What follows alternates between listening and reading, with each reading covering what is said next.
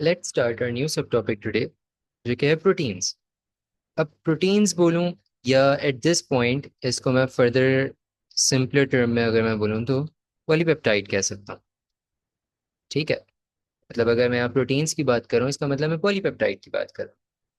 अब पॉलीपेप्टाइड होता क्या है, मेरे पास ये पॉलीमर्स होते हैं किसके। अगर मैं प्रोटीन कहूँ या पॉलीपेप्टाइड बोलूँ, प्रोटीन्स या चलो मैं पॉलीपेप्टाइड ही कहता हूँ आपकी आसानी के लिए। Polypeptide are polymers of amino acid monomers. Monomers, ठीक है, ये इनसे मिलके हमारे पास मतलब बहुत सारे अमाइनो एसिड कंबाइन होंगे और हमारे पास क्या बनाएंगे, एक पॉलीपेप्टाइड बनाएंगे। समझने की बात हमारे पास क्या है कि हमारे पास अमाइनो एसिड्स किस चीज से बनता है। अब अमाइनो एसिड्स जो होंगे हमारे पास वो बहुत सिंपल चीजों से बनते हैं। अमाइनो एसिड जो हमारे पास उसके अंदर कुछ एलिमेंट्स होते हैं, इसके अलावा कुछ नहीं होता। कार्बन होगा, हाइड्रोजन दिखेगा, नाइट्रोजन दिखेगा और ऑक्सीजन दिखेगा। CHNO, सिर्फ ये चार एलिमेंट्स होंगे हमारे पास एक अमाइनो एसिड के अंदर। इसको अगर मैं अंडरलाइन भी कर दूं इस तरह से, ठीक है, मतलब अमाइनो एसिड्स को अगर मैं पूछूं हम आपसे कि अमाइनो एसिड्स किन चार एलिमेंट से मिलकर बन रहे हैं, तो ये हम IGCSE लेवल्स में भी पढ़ते आ रहे हैं कि वो कार्बन, हाइड्रोजन, नाइट्रोजन और ऑक्सीजन से मिलके बनते हैं। अच्छा, कितने अमाइनो एसिड्स हैं टोटल हमारे पास। हमारे पास टोटल 20 अमाइनो एसिड्स हैं। 20 अमाइनो एसिड्स। अगेन, मेरे पास अमाइनो एसिड सिर्फ कार्बन, हाइड्रोजन, नाइट्रोजन और ऑक्सीजन से मिलकर बनते हैं। कैसे दिखते हैं अभी दिखाता हूँ। और टोटल हमारे पास 20 अमाइनो एसिड्स हैं। एक पॉलीपेप्टाइड के अंदर मेरे पास मोर देन 1000 अमाइनो एसिड्स भी हो सकते हैं। आप बोलोगे सर हैं तो 20 अमाइनो एसिड्स, तो क्या हुआ। किस तरह रेंज हो सकते हैं कि भाई पहले येलो आया, लेट्स से हम कह लेते हैं 4 अमाइनो एसिड्स है ना, हम 20 नहीं कहते, अभी अज्यूम कर लेते हैं 4 है। रेड आया, फिर ग्रीन आया, अब वाइट आना चाहिए लेकिन मैं बोल रहा हूँ फिर से ही येलो आ गया, फिर एक और येलो आ गया, फिर एक और येलो आ गया, फिर रेड आया, उसके बाद एक वाइट आया। अब देखो टेक्निकली ये मेरे पास क्या हो रहा है, पूरी एक पॉलीपेप्टाइड चेन बनती जा रही है। इसमें different types of amino acids हैं, लेकिन बेशक कितना ही इनका नंबर हो, बेशक ये 1000 प्लस क्यों ना हो, मेरे पास रहेंगे कितने, यही चार कलर्स रिपीट होते रहेंगे। सही है, इसके अलावा कोई और कलर रिपीट नहीं होगा। सिमिलरली हमारे पास पॉलीपेप्टाइड्स चेन में क्या होता है, 1000 प्लस अमाइनो एसिड्स हो, लेकिन होंगे उनके अंदर कौन से रिपीटिंग यूनिट्स, ये 20 अमाइनो एसिड्स ही होंगे। कौन से होंगे हम डिटेल में इन पे बात करते हैं अभी, लेकिन ये 20 होंगे, इसके अलावा कोई और नहीं होगा। अच्छा, इन 20 के नाम आपने याद नहीं करने, बहुत सारे टीचर्स याद कराते हैं, आपको नाम याद करने की जरूरत नहीं है, जिनका इंपॉर्टेंट है मैं खुद बताऊंगा। ठीक है, ये बात आपको समझ आ गई कि सिर्फ हमारे पास limited amount of amino acids है 20, लेकिन उनको डिफरेंट तरीके से अरेंज कर सकते हैं। जैसे चार नंबर है हमारे पास, जैसे 1 2 3 4, मैं इसको 4 3 2 1 लिख सकता हूँ, या 4 4 4 3 2 1 लिख रहा हूँ, लेकिन मैंने नंबर तो अभी भी इस पूरे में भी नंबर अभी भी चार ही यूज किए ना। मतलब 4 एक यूज किया, 3 यूज किया, 2 यूज किया, 1 यूज किया, टोटल नंबर इसके अंदर ज्यादा है। टोटल नंबर मेरे पास यहाँ पे 6 है, लेकिन वैसे मैंने तो चार नंबर ही यूज किए, तो सेम केस ही होता है। अच्छा, 20 अमाइनो एसिड्स। सिम अब इसका जनरल स्ट्रक्चर देख लेते हैं, फिर मैं सिंपलेस्ट पे जाऊंगा जरा। हमारे पास जो जनरल स्ट्रक्चर है अमाइनो एसिड्स का। अच्छा, अमाइनो एसिड्स मैंने आपको अगेन बता चुका हूँ पहले, CHN और O से बनते हैं, मतलब इन एलिमेंट्स के अलावा कोई और एलिमेंट इनमें नहीं मिलता। तो अरेंज किस तरह होता है, मेरे पास सबसे बीच में एक कार्बन होगा, उस कार्बन के साथ सबसे पहले एक कार्बोक्सिल ग्रुप अटैच होगा। आप लोग केमिस्ट्री IGCSE ओ लेवल्स में पढ़ते हुए आ रहे हो, आपको आइडिया होगा कार्बोक्सिल ग्रुप क्या होता है, जो कि एक एल्कोहल भी बना, उसका एक एसिड भी बनाता है। ठीक है, COO और एक OH। एक मेरे पास कार्बन के साथ एक कार्बोक्सिल ग्रुप अटैच है। अच्छा, let's link it with different colours, yellow से। एक, उसी एक कार्बन के साथ मेरे पास क्या है, एक हाइड्रोजन अटैच्ड है। उसी सेम कार्बन के साथ मेरे पास क्या होगा, एक नाइट्रोजन अटैच होगा। और ये नाइट्रोजन अकेला नाइट्रोजन नहीं है, बेसिकली क्या है, ये दो और फर्दर हाइड्रोजन के साथ अटैच है, हम इसको अमाइन ग्रुप कहते हैं। ये भी आप केमिस्ट्री से पढ़ते हुए आ रहे हो। सही है, दो नाइट्रोजन। उसके अलावा हमारे पास यहाँ पे एक चीज और होगी जो आपने अभी तक नहीं देखी, एक सेकेंड। वो चीज है मेरे पास एक आर ग्रुप। अब सर, ये आर ग्रुप क्या चीज है? आएंगे, आर ग्रुप पे भी आएंगे। मैं इसको अगेन मेंशन भी कर देता हूँ। मैंने ये चीज क्या बताई आपको? ये चीज क्या है मेरे पास? एक कार्बोक्सिलिक ग्रुप है। एक्सिलिक ग्रुप। आपको केमिस्ट्री से ये बात पता है कि कार्बोक्सिलिक ग्रुप एसिड्स फॉर्म करता है, मतलब कि ये एसिडिक है। अमाइन ग्रुप हमारे पास बेसिक होता है, ये अमाइन ग्रुप है। और ये मेरे पास क्या होता है? बेसिक होता है। इसकी पीएच ज्यादा होती है सरल से। फिर मेरे पास एक हाइड्रोजन होता है और एक आर ग्रुप होता है। क्या एग्जैक्टली आर ग्रुप्स हैं, क्या एग्जैक्टली एच है, हम आगे जाके बात करेंगे इसके ऊपर। कोई टेंशन लेने की बात नहीं है, समझने की बात। अब आर ग्रुप कुछ भी हो सकता है, बट मैं चलो अभी इसके ऊपर बात नहीं करना चाह रहा। अभी इसको हम होल्ड करते हैं, अभी हम स्पेसिफिकली इसके ऊपर बात नहीं करेंगे ताकि आप कंफ्यूज ना हो। सिंपलेस्ट अमाइनो एसिड क्या है मेरे पास? सिंपलेस्ट, सिंपलेस्ट से मतलब जिसका स्ट्रक्चर बहुत आसान हो। सही है। अब देखो, कुछ चीजें तो फिक्स रहेंगी ना। कोई भी अमाइनो एसिड हो मेरे पास, कार्बोक्सिलिक ग्रुप तो चेंज नहीं हो सकता। ये हाइड्रोजन मैंने फिक्स किया हुआ है, ये तो चेंज नहीं हो सकता। NH2 मैंने लगाया हुआ है यहाँ, ये तो चेंज नहीं हो सकता। बस एक चीज जो मैंने वेरिएबल छोड़ी है जो कि चेंज हो सकती है, जो आपको नहीं पता भी क्या है, वो है एक R group. R group change हो सकता है। आर ग्रुप डिफरेंट टाइप्स के हैं। जैसे जैसे वो लगते जाएंगे, 20 टाइप्स के पढ़ेंगे हम, तो एक अमाइनो एसिड बनता जाएगा। सही है, 20 टाइप्स होंगी यहाँ पे लगने वाली। अब उनमें से सबसे सिंपल कौन सी है, जो कि आपको सिलेबस के लिए पता होनी चाहिए? अगर मैं यहाँ लिखूं सिंपलेस्ट अमाइनो एसिड, इसका नाम आपको पता होना चाहिए। मैंने आपको बोला सबके नाम याद नहीं करने 20 के, मैं जिसका इंपॉर्टेंट होगा मैं बताऊंगा, तो उनमें से इसका इंपॉर्टेंट है। ये मेरे पास होता है ग्लाइसिन। GLYCINE। इसका नाम इंपॉर्टेंट है, आपको याद भी होना चाहिए। ग्लाइसिन सबसे सिंपल क्यों है? जैसे मैंने ऊपर बनाया, मैंने कहा जो चीज़ें चेंज नहीं होंगी मैं वो एज इट इज बना देता हूँ। COOH बनाया था, मतलब का इसका क्या मतलब है? अगर मैं इस फॉर्मूले की फॉर्म में लिखूँ, CO2H। सही है। फिर इसके बाद मैंने बोला एक हाइड्रोजन है, इसके अलावा मैंने आपको बोला NH2 है इसके अंदर। सही है। क्योंकि बॉन्ड ये N के साथ बनाता है, याद रखना, तो इसको गलत मत लिखना। N पहले लिखोगे आप, उसके बाद सिमिलरली ये C के साथ को बॉन्ड बना रहा है, यहाँ पे ये N के साथ बॉन्ड बना रहा है, तो आप ऐसे नहीं लिख सकते कि आप इसको NH2 लिखो, ये गलत हो जाएगा। तो आप क्या करोगे? जल्दी में लिख सकते हो आप अपनी प्रैक्टिस के लिए, बट एग्जाम के अंदर आप ये गलती ना करना।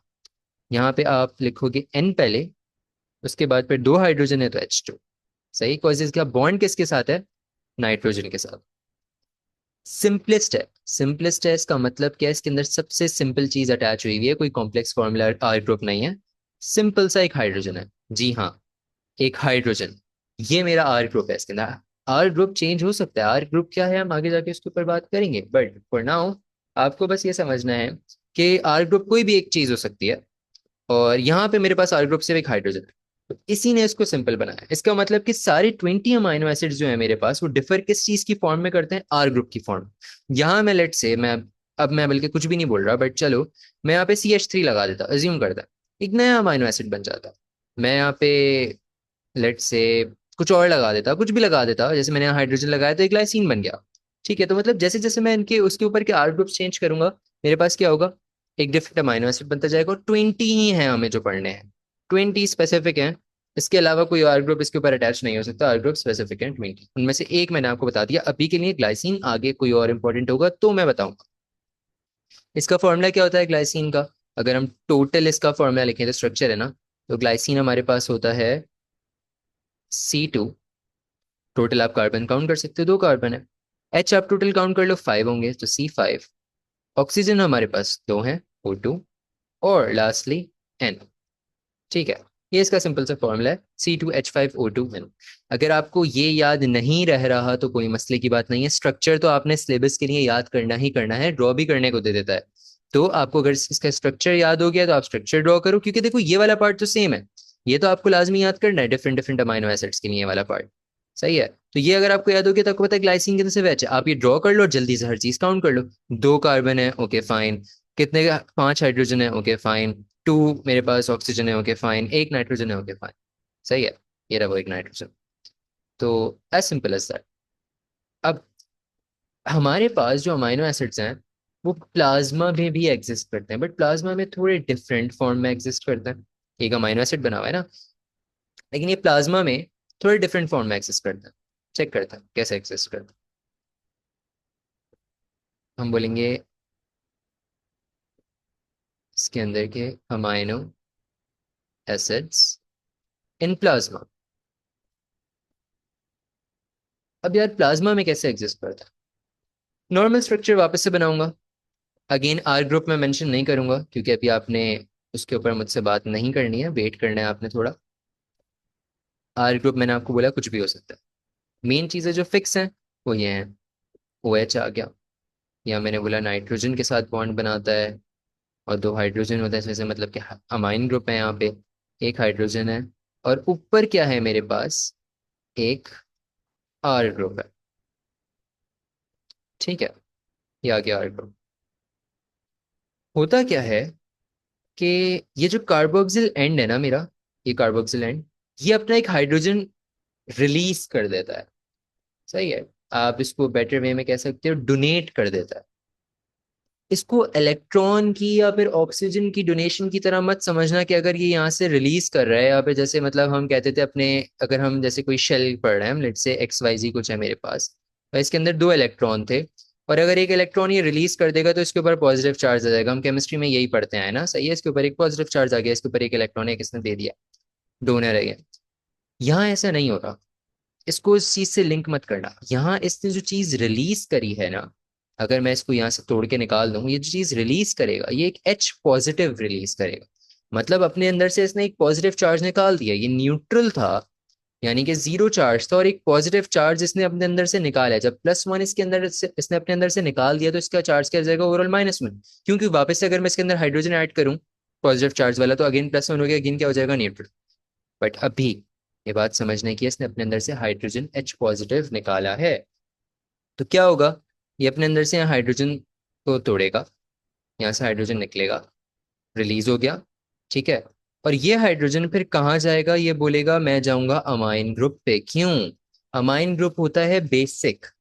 ठीक है, और बेसिक होने का मतलब क्या है, वो एक एच पॉजिटिव एक्सेप्ट कर सकता है। ये भी केमिस्ट्री है, केमिस्ट्री और बायो का काफी ज्यादा लिंक है। तो हमें पता है कि अमाइन ग्रुप है वो बेसिक है, तो वो क्या करेगा, ये एच पॉजिटिव अट्रैक्ट करेगा अपने पास, वो जाके इसके अंदर एक्सेप्ट कर लेगा। NH2 जो है मेरे पास वो NH3 बन जाएगा। कैसे? अगर मैं इसको बना के दिखाऊं आपको, तो कुछ ये इस तरह से बन जाएगा फिर। इस पूरी चीज के बाद ये सी यहाँ पे एज इट इज है, आर ग्रुप भी एज इट इज है।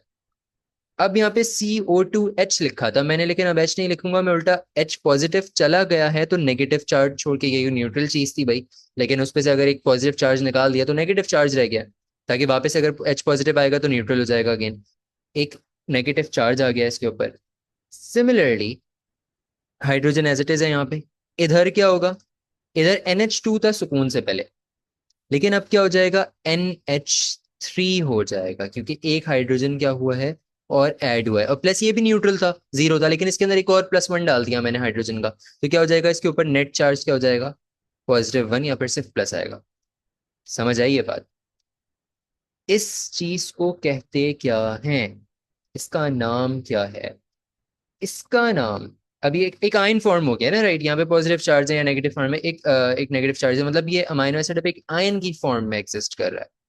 इस आयन का नाम जो है मेरे पास होता है ज्विटर आयन। ज्विटर आयन मतलब कि इसके ऊपर टू ऑपोजिट चार्जेस होते हैं, और ये ऐसा अमाइनो एसिड है जो प्लाज्मा में एग्जिस्ट करता है। मतलब आप यहाँ लिख सकते हो कि अमाइनो एसिड्स इन प्लाज्मा में क्या होगा, टू ऑपोजिट चार्जेस, और क्या होगा कि वो प्लाज्मा में एग्जिस्ट करेगा। तो चलो मैंने लिखा हुआ ही है, इसका नाम लिख देते हैं फिर हम, ज्विटर आयन। ये बात समझ आई? इसको मैं अगर थोड़ा सा क्लियर करके लिख दूं, टू ऑपोजिट चार्जेस। ठीक है, टू ऑपोजिट चार्जेस आ जाएंगे, क्यों? क्योंकि मेरे कार्बोक्सिल ग्रुप ने क्या किया है, डोनेट किया है। ये क्या कर रहा है, जो मेरा ये वाला रीजन है, ये डोनेट कर रहा है एक एच पॉजिटिव, किसको, अमाइन एंड को। या आप समझ लो बस ये अपने पास से रिलीज कर देता है। ये रिलीज करेगा, अब ये एक्स्ट्रा है हमारे पास एच पॉजिटिव, तो ये बेसिक है, इसका काम ही यही है कि मैं एच पॉजिटिव अपने पास लूं, एक्सेप्ट करूं, तो ये एच पॉजिटिव जाके किस में चला जाएगा, इसके अंदर। तो प्लाज्मा में बस ये छोटी सी चीज होती है कि ये इस तरह नहीं, रादर किस फॉर्म में एग्जिस्ट करता है, हमारे पास इस फॉर्म में एग्जिस्ट करता है। ठीक है, ये बात समझ आती है, ज्विटर आयन की फॉर्म में एग्जिस्ट करता है। नेक्स्ट वीडियो के अंदर हम देखेंगे कि हमारे पास डाइपेप्टाइड कैसे फॉर्म होता है, मतलब कि दो अमाइनो एसिड्स मिलके एक पॉलीपेप्टाइड, तो चलो मतलब बहुत बड़ी चेंज होगी ना, डाइपेप्टाइड के ऊपर बात करेंगे, दो अमाइनो एसिड्स कैसे लिंक होता है। और फिर आगे जाके हम देखेंगे टाइप्स ऑफ अमाइनो एसिड्स हमारे पास कितने हैं।